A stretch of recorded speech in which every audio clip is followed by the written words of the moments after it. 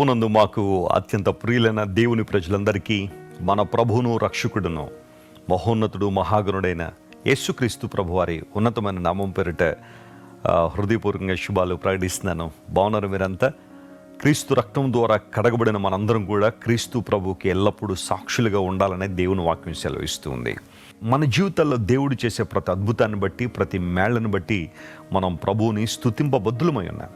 నా ప్రాణమా యెహోవాను సన్నుతించుము, ఆయన చేసిన ఉపకారాల్లో దేనిని మర్చిపోవద్దని భక్తుడు అన్నట్టుగా దేవుని కార్యాలను, ఆయన ఉపకారాలను మర్చిపోకుండా స్తుతించేవారు ఎల్లప్పుడూ సంతోషంగా, ఆనందంగా, అంతమాత్రం కాకుండా ఆశీర్వాదాలతో నింపబడి జీవిస్తారు. ప్రతిరోజు ఒక వాగ్దానాన్ని మనం దేవుని లేఖనాల్లోంచి ధ్యానం చేస్తున్నాము. వాగ్దాన సందేశాన్ని వినడం వలన మీలో చాలామంది ఆధ్యాత్మికంగా దీవెన పొందుతున్నట్లు మీరు అందిస్తున్న సాక్ష్యాలను బట్టి నేను ప్రభువును స్తుతిస్తున్నాను. ఈరోజు వాగ్దానంగా పరిశుద్ధ గ్రంథాలు తెరిచి యెషయా గ్రంథం 62వ అధ్యాయం 3వ వచనాన్ని చదువుకుందామా? The book of Isaiah chapter 62 and verse 3.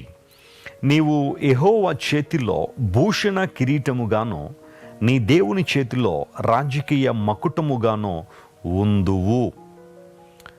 You shall also be a crown of glory in the hand of the Lord and a royal diadem in the hand of your God. ఇక్కడ గమనించాల్సిన విషయం దేవుని చేతిలో అనే మాట. దేవుని చేతిలో మనం ఉన్నప్పుడే మకుటముగా మనం ఉంటాం, భూషణ కిరీటముగా ఉంటాం. భూషణ కిరీటం అనగా క్రౌన్ ఆఫ్ గ్లోరీ అన్నాడు. క్రౌన్ ఆఫ్ గ్లోరీ, మహిమ కిరీటాలుగా మనం ఉంటామంట దేవుని చేతిలో. అంతకన్నా ఆశీర్వాదం, అంతకన్నా దేవుని ఇంకేమన్నా ఉందా?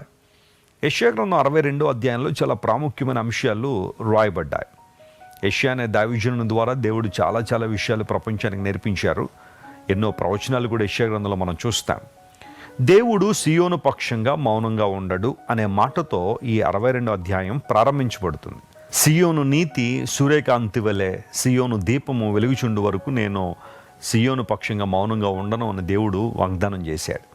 నీ దేవుడు మౌనంగా ఉండేవాడు కాదు, ఆయన నీ పక్షాన పనిచేస్తున్నాడు. ఆయన కొన్నిసార్లు ఆయన పనిచేసే విధానం మన కన్నులు కనబడకపోవచ్చు, కానీ ఆయన మన పక్షంగా ఎన్నో కార్యాలు జరిగిస్తూనే ఉన్నారు, చేస్తూనే ఉన్నారు. కాబట్టి నేటికి మనం సజీవులుగా ఉన్నాం, ఆయన గణపరచగలుగుతున్నాం, ఆయన సువార్తను ప్రకటించగలుగుతున్నాం. అయితే ఆ మాట అయిన తర్వాత దేవుడు మాట్లాడుతూ, ఎవరైతే తమ జీవితాలు ప్రభు చేతిలో సమర్పించుకుంటారో, ఆయన్ను గణపరుస్తారో, సియోనులో నివసిస్తారో, అలాంటి వారు దేవుని చేతిలో ఒక మహిమగల కిరీటంగా ఉంటారు. ఒకప్పుడు మన బ్రతుకులు అంత మంచివైతే కాదు, ఒకప్పుడు మన జీవితాలు దేవుడు మెచ్చే జీవితాలు కాదు. పాపంలో పడి చెడిన మన జీవితాలు, అపరాధముల చేత నశించిపోతున్న మనలను యేసుక్రీస్తు ప్రభు వారు వెదకి రక్షించడానికి లోకానికి వచ్చారు. యేసు ప్రభు సిలువలో మనందరి కోసం తన ప్రాణాన్ని అర్పించారు. బలిదానంగా, బలియాగంగా తను తాను సమర్పించుకున్నారు. ఆయన తను తాను సమర్పించుకున్నారు కాబట్టే, పాపక్రయధనాన్ని చెల్లించడానికి ఇష్టపడ్డారు కాబట్టి ఈనాడు మనకు రక్షణ లభించింది. లేకపోతే రక్షణ మనిషికి లేదు. మనిషి చేసే క్రియల వలన మనిషికి రక్షణ రాలేదు, రాదు కూడా. మానవుడు చేసే దాన ధర్మాలు, తీర్థయాత్రలు, తపజపాలు లేదా సాంఘిక కార్యక్రమాలు, ధార్మిక కార్యక్రమాల ద్వారా ఎప్పుడు మనిషికి రక్షణ రాలా. అలా గనక వచ్చుంటే ఆ పనులన్నీ చేసేవాళ్ళు ఎప్పుడో పరలోకాన్ని అంతా కొనేసుకునేవారేమో.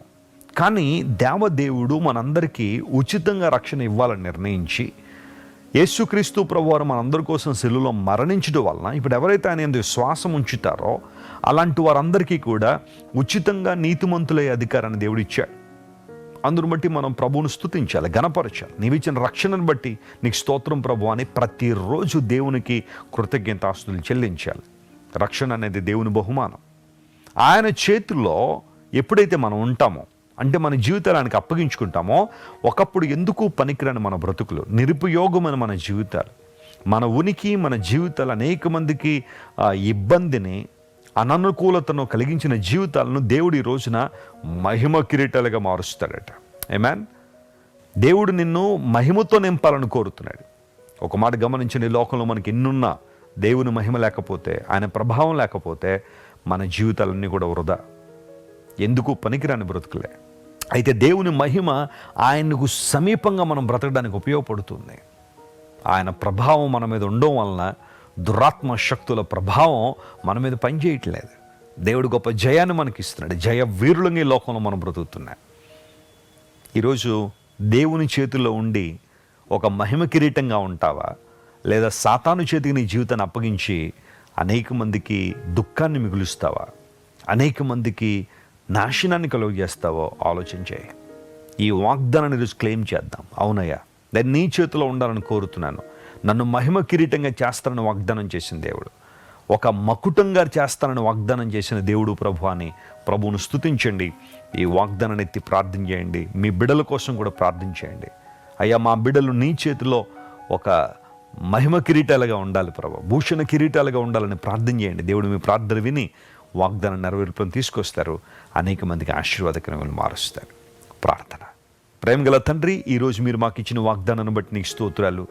నీ చేతిలో మేము కిరీటాలుగా ఉండినట్లుగా సహాయం చేయండి. ఒకప్పుడు మాకు ఈ ఘనత లేదు, ఒకప్పుడు మాకు ఈ మహిమ లేదు.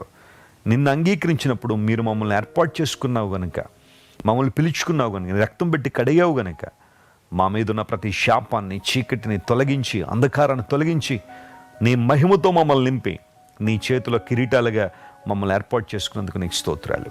ఈరోజు ఈ వాగ్దానాన్ని ఎంతమంది అయితే విన్నారో వారందరి జీవితాల్లో గొప్ప కార్యాలు జరిగించండి. వారి కుటుంబ జీవితంలో, వారి ప్రొఫెషనల్ లైఫ్లో మేలు చేయండి. అనారోగ్యంతో వరకు స్వస్థత ఇవ్వండి, వేదనలో వరకు చేయుతనివ్వండి. ఆర్థికంగా చితికిపోయిన వారు లేవనెత్తండి. సంపూర్ణమైన నీ కృపలో వారిని స్థిరపరచండి. ఘనత, మహిమ, ప్రభావం నీకు మాత్రమే ఆరోపిస్తూ యేసుక్రీస్తు నామం పేరిట అడిగి వేడుకొనిచున్నాం తండ్రి. ఆమేన్. God bless you, dear friends. Have a wonderful day. Christ Worship Centre ఓ బలమైన సంఘ ఉజ్జీవం. కొన్ని సంవత్సరాల క్రితం కేవలం 2తో ప్రారంభించబడిన పరిచర్య నేడు ప్రపంచవ్యాప్తంగా లక్షలాది మందిని ప్రభావితం చేయుచున్నది. రాజమండ్రి, సికింద్రాబాద్, బెంగళూరు, చెన్నై, నెల్లూరు, దుబాయ్, బెహ్రైన్, కరీంనగర్, విశాఖపట్నం, గద్వాల్, కొవ్వూరు, మలకపల్లి, శ్రీలంక, భూటాన్, అడ్డతీగల, పాలమూరు, ఒంగోలు, బళ్ళారి, కోరుకొండ, పోతవరం, నల్లజర్ల, వెంకటరామయ్యగూడెం, మచిలీపట్నం, ఇందిరానగర్లతో పాటు అనేక గ్రామాల్లో క్రైస్ట్ వర్షిప్ సెంటర్ ఆరాధనలు జరుగుచున్నవి. వాక్య సంబంధమైన ఉజ్జీవంలో, పరిశుద్ధాత్మ సంరక్షణలో కొనసాగాలనుకునే ప్రతి ఒక్కరికి మా ప్రేమపూర్వక ఆహ్వానాన్ని అందిస్తున్నాము. రండి, ఆత్మతో సత్యముతో ప్రభువైన యేసుక్రీస్తును ఆరాధిద్దాం. మీరు ఇంతవరకు విన్న దైవ సందేశం మరియు దేవుని సేవకులు చేసిన ప్రార్థన మీకు ఆశీర్వాదకరముగా ఉన్నదని విశ్వసించుచున్నాము. ఈ సందేశాన్ని మీ స్నేహితులకు, బంధువులకు షేర్ చేయండి. మీకు ఏదైనా ప్రార్థన అవసరత ఉన్నచో మా ఫోన్ నంబర్లకు కాల్ చేయండి. దేవుడు మిమ్మల్ని ప్రేరేపిస్తే విశ్వాసంతో సాగుచున్న ఈ పరిచర్యను ప్రోత్సహించండి. మరిన్ని వర్తమానాలు, పాటలు వినుటకు జాన్ వెస్లీ మినిస్ట్రీస్ అను మా యూట్యూబ్ ఛానల్ను సబ్స్క్రైబ్ చేసుకొనండి. ప్రభువైన యేసుక్రీస్తు కృప మీకు తోడైండును గాక.